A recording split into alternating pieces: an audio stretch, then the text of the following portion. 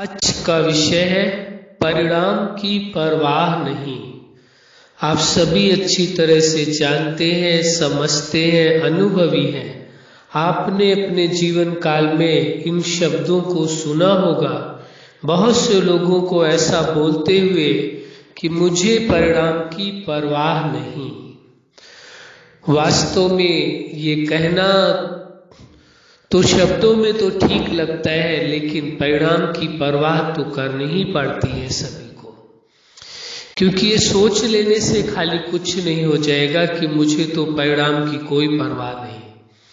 ये निश्चित है, ये कहें तो उचित होगा। उस जीवन दाता जगत नियंता ने, जो सृष्टि करता है, उसने जब जीवन दिया तो जीवन के साथ साथ पूर्ण स्वतंत्रता दी और सभी को दिमाग दिया, बुद्धि दी कि वह स्वतंत्र है अपने विवेक के आधार से, अपनी समझ के आधार से, अपने दिमाग के आधार से जैसा वो जीवन जीना चाहे वो जिए।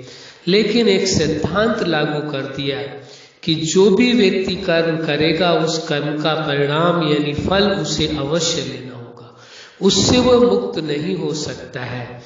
तो जब उस जीवन दाता ने परिणाम के लिए एक सुनिश्चित कर दिया कि कर्म का परिणाम अवश्य मिलेगा, और कोई व्यक्ति ये कहे मुझे परिणाम की परवाह नहीं है, तो ऐसा तो हो ही नहीं सकता है।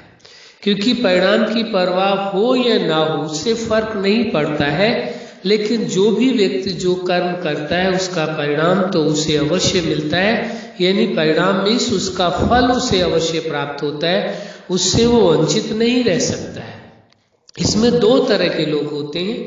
एक यदि उनका जो सोच है वो नकारात्मक है तो भी कहते हैं कि हमें परिणाम की परवाह नहीं है। लेकिन कई बार जिनकी सोच सकारात्मक होती है, दूसरों के लिए कुछ करना चाहते हैं, बेहतर बहुत अच्छा दूसरों की लाइफ में करना चाहते हैं, वो भी कहते हैं हमारा कार्य है अच्छा करना, बाकी उसके परिणाम की हमें परवाह नहीं। परिणाम तो अवश्य मिलना है। चाहे आप अच्छा करने के बाद कह दें कि मुझे परिणाम नहीं चाहिए, उसका फल नहीं चाहिए, तो भी मिलेगा। और कोई गलत करने के बाद कह दे मैं परिणाम की परवाह नहीं करता या मुझे नहीं चाहिए, तो भी मिलेगा। परिणाम तो हर अच्छे और गलत दोनों ही कार्यों का मिलता है, उससे कोई अपने आप को बचा नहीं सकता है। इसलिए इस वास्तविकता को समझ लेना परम आवश्यक है। मनुष्य जो भी कर्म करता है उसका फल उसे अवश्य लेना होता है। इसलिए ही कहा गया है कि वास्तव में व्यक्ति स्वयं ही अपना शत्रु है, स्वयं ही अपना मित्र है। कौन? कोई दूसरा किसी का न शत्रु है न कोई किसी का मित्र है।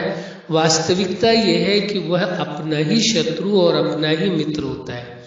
जब वो अच्छे कार्य करता है तो वो अपना मित्र बन जाता है, वही जब वो गलत कार्य करता है तो वो अपना भी शत्रु बन जाता है। इसमें कोई दूसरे का कोई दोष नहीं होता है। जब तक व्यक्ति दूसरों को कारण मानते रहेंगे, दूसरों को दोषी मानते रहेंगे, तो परिणाम में भी वो यही सोचेंगे कर्म तो हमने ऐसा किया था, लेकिन परिणाम इसका ऐसा क्यों मिला। दोनों ही बातों में मुक्त रहने की आवश्यकता है। कर्म करना है, परिणाम को देख करके पहले से कर्म करना है, लेकिन कर्म के बाद परिणाम तो जो मिलना है, फल जो मिलना है वो तो मिलना ही है। फिर उसकी परवाह करने का कोई फायदा नहीं होता है। हाँ, उससे शिक्षा ली जा सकती है कि अच्छा कर्म किया है तो अच्छा उसका फल मिलेगा, गलत किया है तो गलत फल मिलेगा। उससे शिक्षा तो ली जा सकती है, लेकिन उसके परिणाम को बदला नहीं जा सकता है। इसलिए जो लोग इस बात को कहते हैं कि मुझे परिणाम की परवाह नहीं है, वास्तव में यह सत्य नहीं है और न ही उचित माना जाएगा। वास्तविकता यही है कि हर व्यक्ति को कर्म करने के पहले परिणाम को देख लेना चाहिए, तभी कर्म करना चाहिए। यदि परिणाम को देख करके उसके कर्म करते हैं तो हर कर्म उनका बेहतर होता चला जाता है और वह भविष्य में किसी भी कर्म के फल से दुखी या परेशान या अशांत नहीं होंगे। इसलिए कर्म के पहले यदि परिणाम को देख करके कर्म किया जाए तो वो ज्यादा फायदेमंद होगा, जीवन के लिए, व्यक्ति के लिए लाभकारी होगा। लेकिन यदि परिणाम को छोड़ करके कर्म किया जाए कि कर्म तो हम कर रहे हैं, परिणाम जो होगा हमें उसकी परवाह नहीं है, तो वह वास्तव में उचित नहीं होगा, वह उसके लिए ही दुखदायी साबित हो सकता है।